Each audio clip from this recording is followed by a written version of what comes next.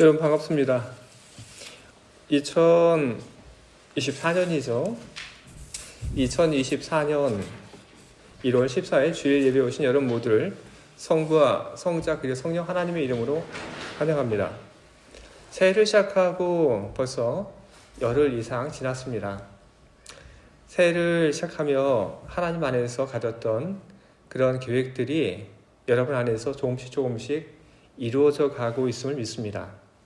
그리고 하나님께서 여러분들에게 보여주신 그 사랑이 하루하루 시간이 지날수록 더욱 여러분 안에서 선명해지고 있음을 믿습니다.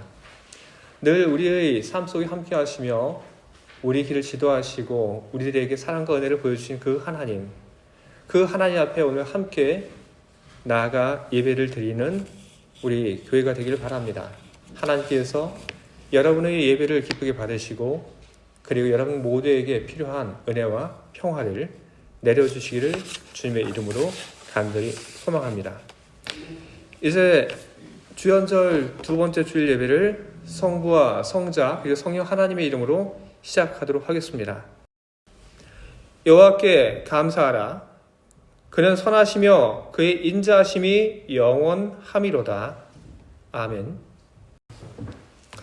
여러분, 이제 오늘 우리들이 함께 나눌 하나님 말씀 보겠습니다. 오늘 저희가 여러분과 함께 나눌 하나님 말씀은 히브리서 12장 18절부터 24절까지 기록되어 있는 말씀입니다. 너희는 만질 수 있고 불이 붙는 산과 침침함과 흑암과 폭풍과 나팔 소리와 말하는 소리가 있는 곳에 이른 것이 아니라 그 소리를 듣는 자들은 더 말씀하지 아니하시기를 구하였으니 이는 짐승이라도 그 산에 들어가면 돌로 침을 당하리라 하신 명령을 그들이 견디지 못함이라. 그 보이는 바가 이렇듯 무섭기로 모세도 이르되 내가 심히 두렵고 떨린다 하였느니라. 그러나 너희가 이른 곳은 시온산과 살아계신 하나님이 도성인 하늘의 예루살렘과 천만 천사와 하늘에 기록된 장자들의 모임과 교회와 만민의 심판자이신 하나님과 및 온전하게 된 의인의 영들과 새 언약의 중보자이신 예수와 아벨의 피보다 더 나은 것을 말하는 뿌린 피니라. 아멘. 우리 기도하겠습니다. 좋으신 주님, 오늘 우리를 이 자리에 불러주셔서 주님께 감사드립니다. 온 마음을 다하여 하나님을 계속 예배하는 우리 되게 하시고 그런 우리 모습 위에 주님의 은총이 깃들기를 간절히 소망합니다. 주의 영광을 나타내며 우리를 기도하였고 그리고 우리들 하나님 앞에 또한 찬양을 올려드렸습니다. 이제 이 시간 우리들 주님의 말씀을 받으려고 합니다. 설교자가 하나님 말씀을 잘 전할 수 있도록 성령을 부어주시고 그리고 주의 말씀을 듣는 모두에게도 거룩하신 성령을 허락하심으로 하나님의 말씀을 잘 깨닫게 하시고 잘 받아들일 수 있도록 주님 도와주시옵소서. 주의 말씀이 넘치는 바로 이 공간이 되게 하시고 그리고 주의 말씀에 의지하여 살아가는 우리 모두가 다 되도록 이후에도 함께하여 주시옵소서. 예수 그리스도의 이름으로 기도합니다. 아멘. 여러분, 우리가 지금 어디 있죠? 대답이 참 다양하게 나올 것 같아요. 스위스라고 얘기를 하셨죠. 또 다른 대답도 있죠. 우리가 어디 있습니까? 교회 안에 있죠. 또 우리가 어디 있습니까? 또 다른 대답도 있을 것 같은데요. 세상에 있고 우리가 어디 있을까? 하늘 아래에 있고. 이렇듯 우리는 우리가 어디 있는지에 대해서 참 많은 이야기들을 우리는 답으로 내놓습니다. 맞아요. 우리가 지금 어디 있는지 우리는 알고 우리가 어디에 있다고 그렇게 대답을 하고 있죠.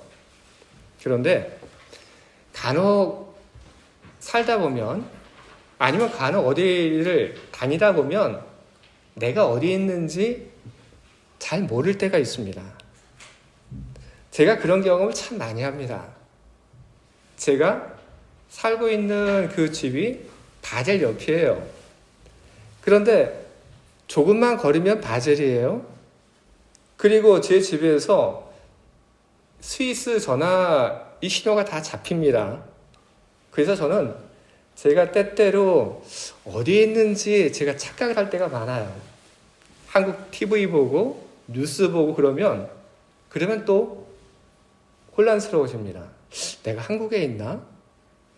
간혹 어떤 일에 집중해서 뭔가를 하다 보면 그러면 내가 어디에 있는지 잘 모르고 착각에 빠질 때가 있습니다. 근데 그런 작은 착각이라면 괜찮습니다.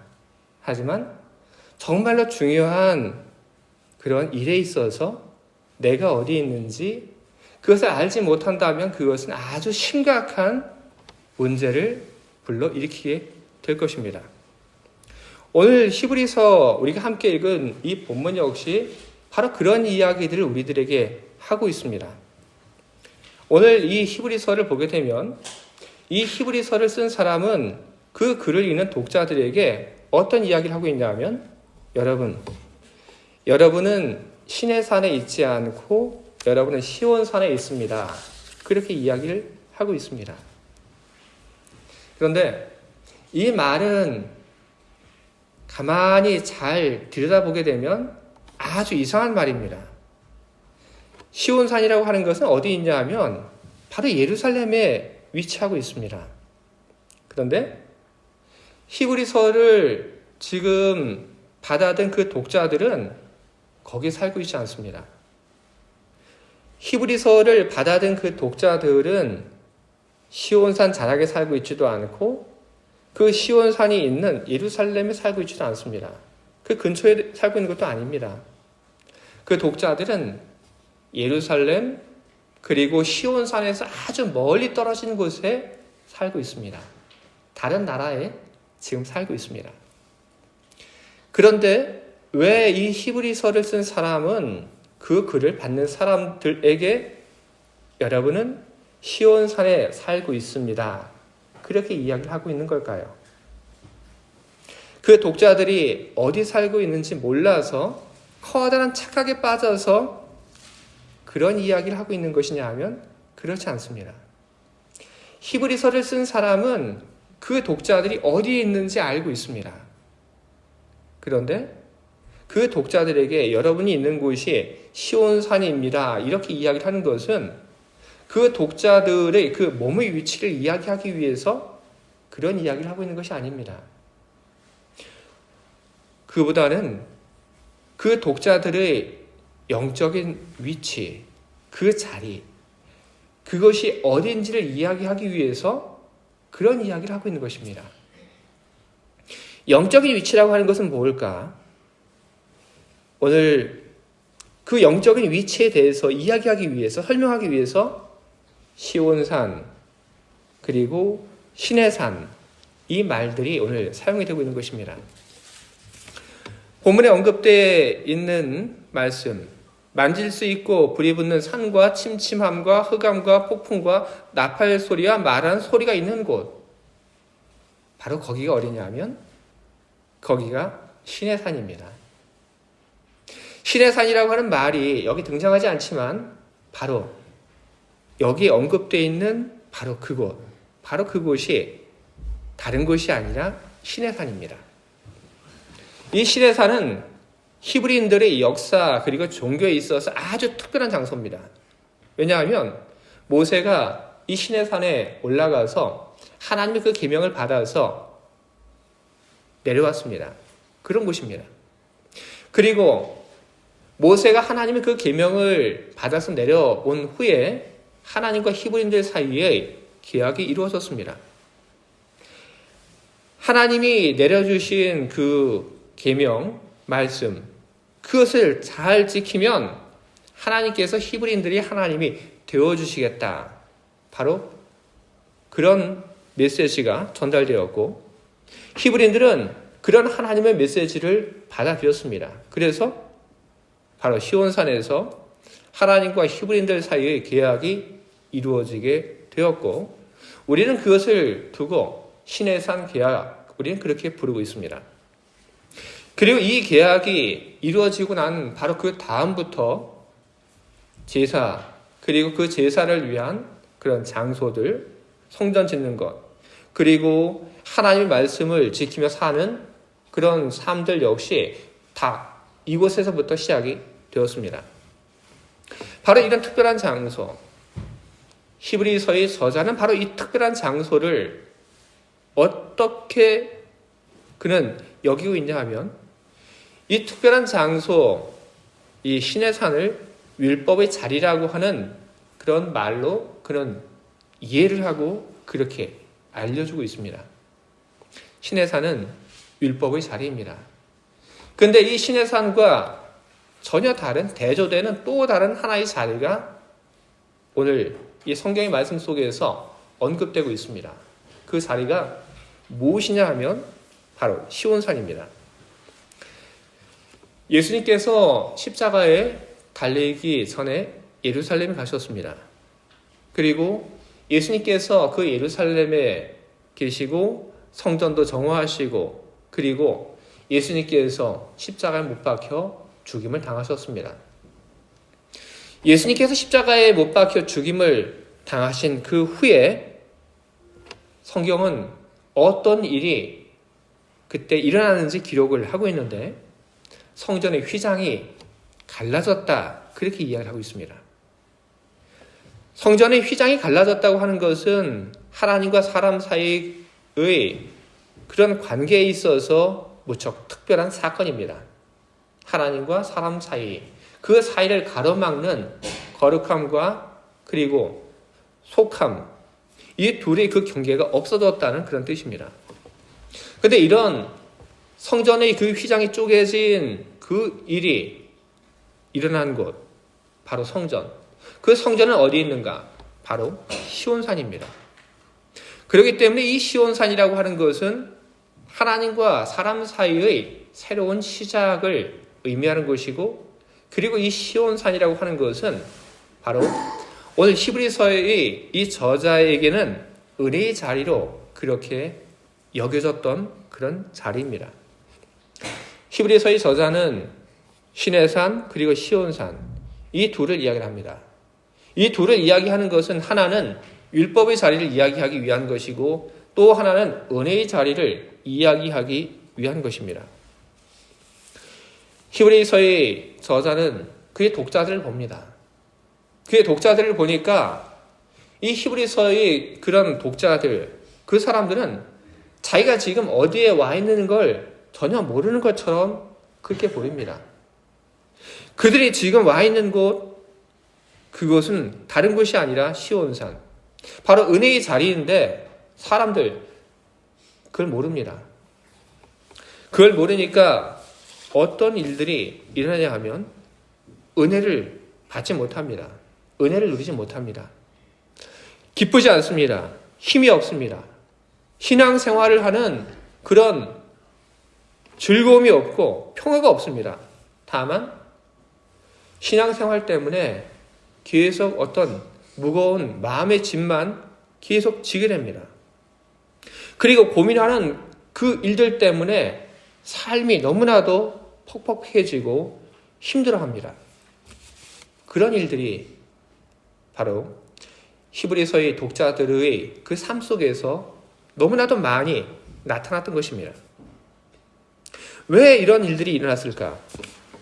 결국 어디에 있는지 그걸 모르기 때문에 그런 일들이 일어나게 된 것입니다. 예수를 믿고 세례를 받았고 그리고 그 세례를 받고 예수님의 그 말씀을 붙잡고 그렇게 사는데 히브리서의 독자들은 세례를 받고 그리고 예수님의 그 말씀을 붙잡고 사는데 그 삶이 늘 성공하지 못하는 그런 결과를 그들은 체험을 했습니다. 바로 그런 체험, 실패의 경험, 바로 그것이 쌓이고 쌓이다 보니까 각자의 그 마음속에 어떤 무거운 짐들 그리고 죄책감이 계속해서 쌓이게 된 것입니다. 그리고 걱정이 됩니다. 내가 이렇게 세례를 받았고 그리고 내가 예수의 그 제자가 된다고 하였고 하나님의 자녀가 된다고 하였는데 그런데 나에게 주신 그 말씀과 명령을 내가 제대로 지키지 못하고 매일매일 실패만 하고 살아가는데 이런 나를 과연 벌하지 않으실까 하는 그런 걱정이 사람들의 마음속에 너무나도 많이 생기게 되었던 것입니다. 그것은 과거 율법의 자리에서 나온 그런 영향들인 것입니다. 과거 시내산에서 있었던 그 일들은 하나님과의 그 계약을 맺은 그 놀라운 사건만을 이야기하는 것이 아니라 하나님이 주신 그 말씀에 대하여 그 명령에 대하여 지키지 못했을 때 하나님이 얼마나 무섭게 벌을 내리시는지에 대한 그 기억까지도 함께 사람들에게 남겨주었습니다. 그리고 그런 기억들은 시간이 지나 그들의 후손들에게까지 계속해서 전승이 되었습니다. 시내산에서 있었던 그 일들에 대한 그 기억의 전승, 그것이 무엇인지 우리가 읽은 이 본문 속에도 분명하게 나오고 있습니다. 이렇게 나오고 있죠. 이는 짐승이라도 그 산에 들어가면 돌로 침을 당하리 하신 명령을 그들이 견디지 못함이라. 그 보이는 바가 이렇듯 무섭기로 모세도 이르되 내가 힘이 두렵고 떨린다 하였느니라. 하나님의 명령을 이해하지 못하는 짐승들, 그 짐승들이 하나님의 명령을 어겼을 때 하나님의 명령을 이해하지 못하는 짐승들이라고 해서 하나님의 벌이, 심판이 그 짐승들에게 내리지 않고 용서하는 그런 일들이 있었냐? 아닙니다. 짐승들이 하더라도 하나님의 명령을 제대로 이해하지 못하는 그런 짐승들이 하더라도 하나님의 벌은 내렸습니다. 그랬기 때문에 사람들은 두려워했습니다. 하나님의 말씀을, 명령을 잘 지키고 살면 좋지만 이걸 어겼을 때, 지키지 못했을 때 이때는 어떻게 되는가? 그런 두려운 마음들이 시내산 계약 그 직후에도 있었고 그리고 그 후에도 사람들의 마음속에 계속 그런 걱정과 두려움이 남게 되었던 것입니다.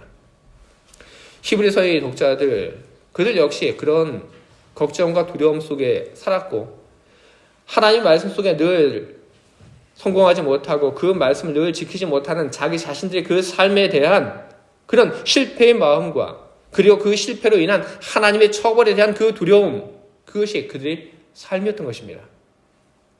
그것을 어떻게 해결할까? 그들은 그런 고민을 하게 되었고 그들은 자기들 안에 있는 그 죄에 대한 실패 그리고 그 죄책감을 해결하기 위해서 유대교에 그들은 눈을 돌리게 되었습니다. 유대교 안에는 여전히 죄를 지은 사람을 위한 제사 제도가 존재하고 있었고 그래서 유대교에 가서 내가 지은 그 죄를 용서받고 그렇게 와야 되는 건 아닌가? 내가 정말 몇 달에 한 번이라도 내가 유대교의 그 회당에 가서 내가 예배를 하고 와야 되는 건 아닌가 하는 그런 생각을 하게 되고 유대교 회당을 기웃거리게 되었던 것입니다. 바로 이런 사람들에게 어떻게 하나님의 은혜를 알려줄 수 있을까? 어떻게 이런 사람들에게 하나님의 은혜의 그 즐거움을, 기쁨을 알려줄 수 있을까? 바로 그것이 히브리서를 쓴 사람의 고민이었던 것입니다. 사람들은 다 알고 있습니다. 예수 그리스도의 그 십자가의 그 능력이 사람들이 그 모든 죄를 사하고 뿐만 아니라 미래의 그 모든 죄까지도 사한다 알고 있습니다. 하지만 그것이 히브리서를 받은 이 독자들의 마음에는 전혀 와닿지 않았습니다. 그게 무슨 말이야? 그렇기 때문에 이 히브리서를 쓴 사람은 어떻게 하면 사람들에게 예수 그리스도의 그 은혜에 대해서 잘 알려주고 그 은혜 속에 살게 할 수 있을까 생각을 했던 것입니다. 그래서 히브리서를 쓴 사람이 바로 시내산 그리고 시온산 그 이야기를 하게 된 겁니다. 여러분들은 시내산에 있지 않습니다. 여러분은 시내산에 있는 것이 아니라 여러분은 시온산에 있습니다. 여러분은 율법의 그 자리에 거기에 있지 않고 여러분은 은혜의 자리에 있습니다. 여러분은 무거운 짐을 지는 그런 자리에 있는 것이 아니라 여러분은 기쁨의 자리에 여러분은 바로 거기에 와 있습니다. 히브리서를 쓴 사람은 그렇게 선을 하고 있습니다. 그리고 구체적으로 이야기를 합니다. 여러분들이 지금 그 자리에 있다고 하는 것이 도대체 어떤 의미인가 이야기를 합니다. 히브리서를 쓴 사람이 이야기를 합니다. 여러분이 은혜 가운데 있다고 하는 것, 그건 어떤 의미냐 하면 예수님이 여러분의 대제사장이 된 것입니다. 그렇게 이야기를 한 것입니다. 예수님께서 대제사장이 된다고 하는 것은 그것은 두 가지 측면에서 영향을 주게 됩니다. 하나는 과거의 모든 죄에 대한 용서가 이루어지게 됩니다. 대제사장이라고 하는 그 직분은 바로 그런 죄의 용서를 위하여 제사를 지내는 그런 역할을 한 사람이 대제사장입니다. 예수님께서는 대제사장으로서 양의 피를 가지고 제사를 지낸 것이 아니라 당신의 그 목숨을 가지고 제사를 지내셨습니다. 그래서 예수님께서의 그 십자가에서의 그 죽음을 통하여 예수님께서는 대속의 그 제사를 지내셨고 그런 제사를 지내심으로 예수를 믿는 모든 사람들이 그 죄가 용서를 받게 된 것입니다. 바로 그것이 예수님께서 대제사장이라는 말이 갖는 효력 가운데 하나입니다. 두 번째 효력은 무엇이냐면 그것은 현재와 미래에 미치는 효력, 영향에 대한 것입니다. 대제사장이신 예수님, 그분이 십자가 위에서 당신의 그 목숨을 가지고 대속의 제사를 지내셨습니다. 그리고 그 대속의 제사를 지내신 예수님, 그 예수님께서 지금 뭘 하고 계시는가? 그 예수님께서 하나님 오른편에 앉아 계신다. 바로 이것이 믿는 사람들의 현재와 미래를 위하여 무척 중요한 말인 것입니다. 히브리서를 보게 되면 예수님께서 하나님 오른편에 계신다는 그런 이야기들을 아주 여러 차례 하고 있습니다. 예수님께서 하나님의 오른편에 계신다고 하는 것, 그것은 예수님께서 영광의 자리에 있다고 하는 그런 뜻입니다. 다만 그것이 전부는 아닙니다. 예수님께서 하나님의 오른편에 계셔서 뭘 한다는 겁니까? 성경이 이해합니다. 예수님께서는 바로 거기에서 중보하고 계신다. 중보하고 있다고 하는 말은 뭐냐면 우리를 위하여 빌고 있다는 겁니다. 우리에게 필요한 그 무엇을 위하여 하나님께 오늘 이 사람에게 뭐가 필요하니까 하나님 이 사람에게 이 은혜를 이것을 하나님 내려주십시오 하고 그렇게 중보하고 있다는 것입니다. 그런데 중보는 여러분 그것만이 전부는 아닙니다. 중보한다고 하는 것은 또 무엇이냐 하면 죄를 위한 용서를 빈다고 하는 것입니다. 누군가가 세상에서 살면서 하나님 말씀대로 살지 못하고 실패하고 죄를 졌습니다. 바로 그것을 보고 예수님께서는 안타까운 마음을 가지고 하나님 우편에서 바로 그 사람을 위하여 중보하십니다. 하나님, 이 사람이 실패했습니다. 하지만 이 사람이 실패한 것, 이것이 이 사람의 참모습이 아닙니다. 그렇게 예수님께서는 하나님 우편에서 바로 그 실패한 사람을 위하여 편들어주고 그리고 용서를 하나님께 구하고 있는 것입니다. 그래서 요한 1서 2장 1절을 보면 이렇게 성경은 이야기를 하고 있습니다. 나의 자녀들아, 내가 이것을 너에게 쓰면 너희로 죄를 범하지 않게 하려 함이라.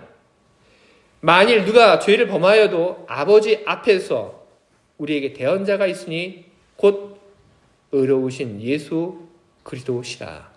아멘. 예수님께서 하나님 그 옆에서 우리를 위하여 간구하고 있다는 이야기를 하고 있는 것입니다. 우리의 그 죄를 위하여 중보하고 있는 것입니다. 여러분 이것이 은혜인 것입니다. 그런데 예수님께서 우리를 위하여 중보하고 계시기 때문에 그러면 이제 우리는 마음껏 죄를 짓고 살아도 되는 것입니까? 아닙니다, 여러분. 예수님께서 우리의 죄를, 우리 허물을, 우리 약함을 두고 하나님 앞에서 끊임없이 이야기하고 대신 빌어준다고 해서 우리들이 그걸 믿고 우리들이 마음껏 죄를 짓고 세상적으로 살아가게 된다면 여러분 그것은 은혜를 잘못 받은 것입니다. 여러분 성경은 이야기를 합니다. 은혜를 잘못 받았다. 그 말은 여러분 어떤 뜻입니까? 은혜라고 하는 것은 약하고 참 비슷한 것이 많이 있습니다. 그래서 제가 곧잘 은혜를 이야기할 때 약 먹는 얘기를 제가 많이 하죠. 여러분 약을 받게 되면 아무리 그 약이 효력이 좋더라도 그 약을 우리들이 제대로 사용을 해야 합니다.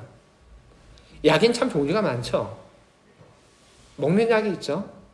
그리고 좌약이 있죠. 그리고 여러분 또 이게 눈에 넣는 이 안약도 있죠. 여러 종류의 약이 있습니다. 그리고 먹는 약 중에 물에 타먹는 물약도 있습니다. 우리는 그 약을 우리는 제대로 사용을 해야 됩니다. 그래야지 그 약이 우리 안에 들어와서 그 약이 우리 몸을 고치고 우리를 건강하게 만드는 것입니다. 그런데 만약에 우리가 안약을 가지고 이걸 어떻게 쓰는 건가 그걸 우리들이 모른다거나 아니면 그 안약을 내 마음대로 그냥 사용을 한다면 그 안약을 물에 타서 마신다면 어떻게 될까요? 효과가 없습니다. 아무리 좋은 안약이라 할지라도 그 약은 효과를 우리 안에서 나타내지 못합니다. 안약은 눈에 넣어야 합니다. 먹어야 되는 약은 우리가 먹어야 합니다.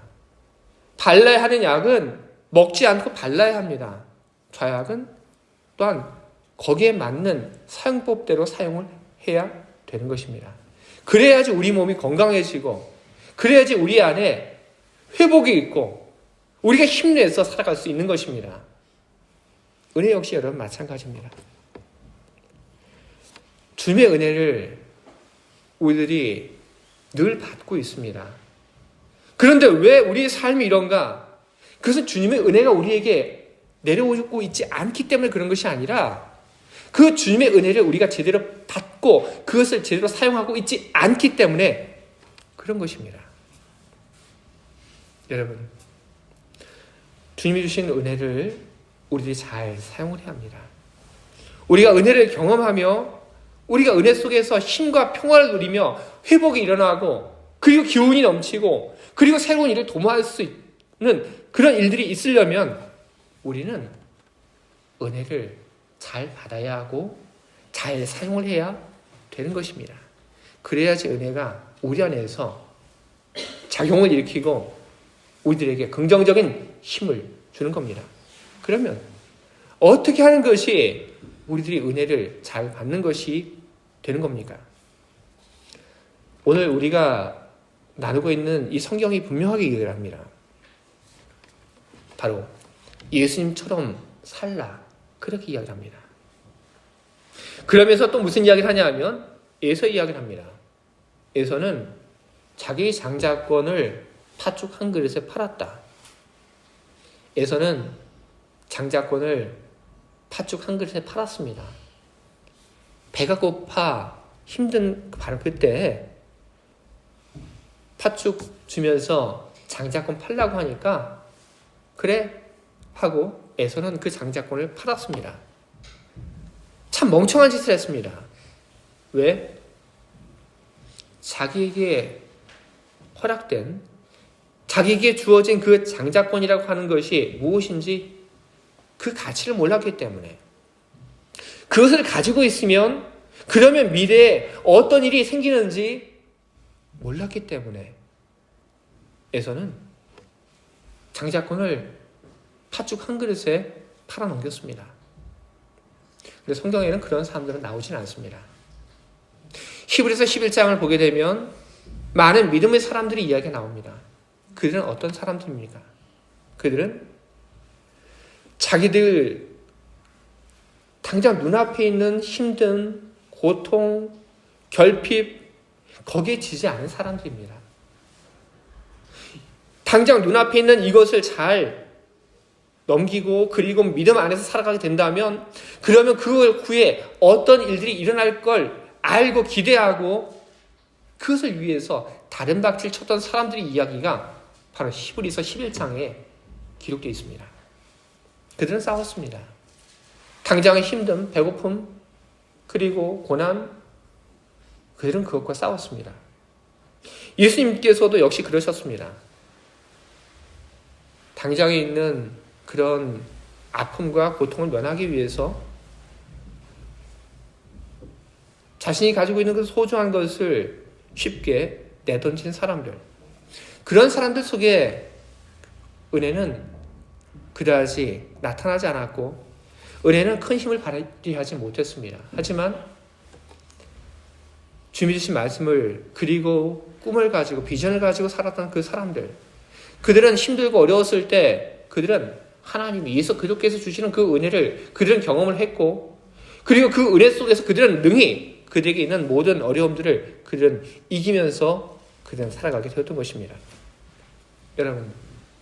여러분 안에 많은 은혜의 경험을 하고 싶으십니까? 그 은혜가 여러분의 삶을 치유하고 변하게 하고 그렇게 되길 여러분 원하십니까? 그럼 여러분도 예수님처럼 살아가시기 바랍니다. 화평을 도모하고 거룩함을 쫓고 살기를 바랍니다. 그러면 여러분들 삶 속에서 은혜는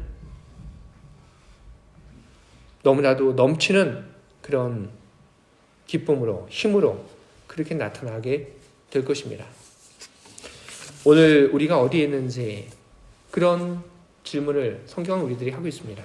여러분 잘 기억하시기 바랍니다. 여러분은 바로 은혜의 자리에 있습니다. 거기는 은혜가 넘치는 자리입니다.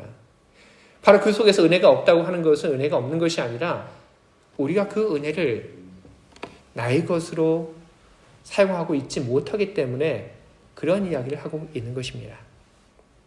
예수님께서 사셨던 그런 삶의 모습, 하나님을 경외하는 그 삶을 여러분 살아가시기 바랍니다. 나 자신의 그런 편안함과 그리고 나를 위한 신앙생활을 하는 것이 아니라 하나님을 위한 신앙생활을 해 가시기 바랍니다.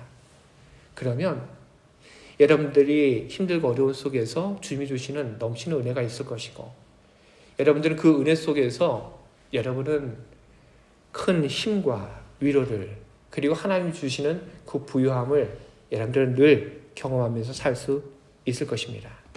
모두가 결단하는 그런 시간이 되길 바랍니다.